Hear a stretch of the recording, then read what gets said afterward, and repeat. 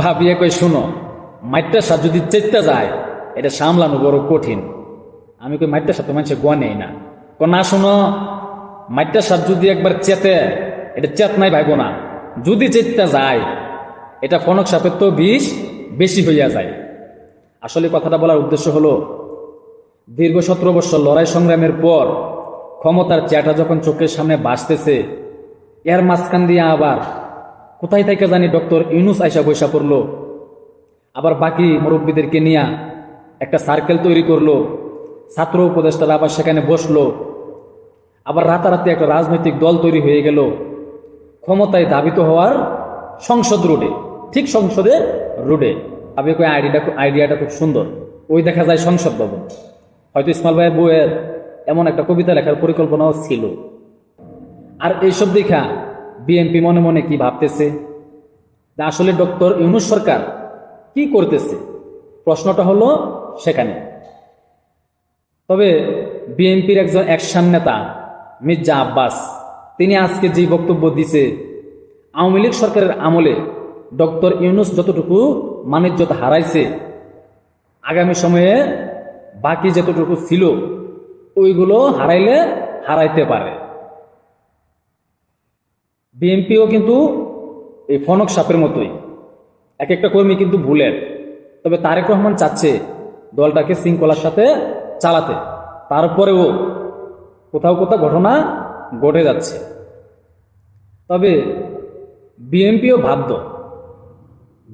বাধ্য হয়ে করছে যে সংস্কার এই কথাটা শুনে, মানে ইউনূস সরকারের সংস্কার কথাটা শুনে আমার কাছে ভালোই লাগে।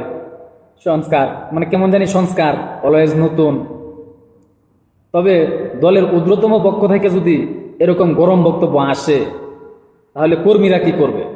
অনেকদিন ধরে শরীরে নাড়াচাড়া দেওয়ার একটা জায়গা পাইতেছে না। আসবে, মাঠে প্রতিপক্ষ আছে।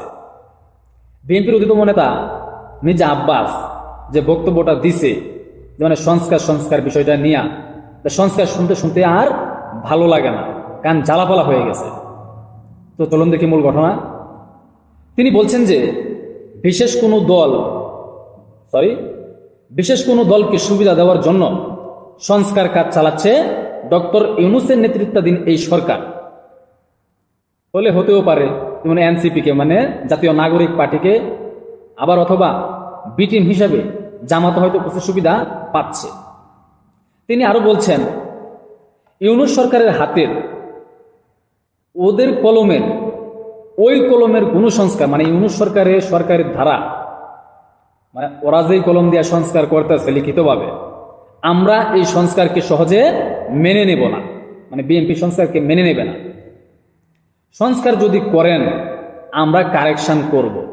গেলনি মানিজ্য যে ইউনূস সরকার সংস্কার করব, পরবর্তী সরকার আবার এটার কাটছিট কইরা জনগণের সামনে প্রকাশ করব, কারেকশন করব। বিএনপি সেই কারেকশন অন্যান্য দলের সঙ্গে মিলেমিশে ঠিক করে জাতির কাছে তুলে ধরবে। সেটা কাটতে সিটে সংশোধন করে, আপনি এইভাবে করছিলেন, আমি ওইভাবে করছি, আগের সরকার এইটা করছিল, আমি ওইটা করছি, এভাবে কাটছিট করে আবার জাতির সামনে তুলে ধরবে। তা আমি মনে করি এটাকে মানিজ্যত হরণ করা।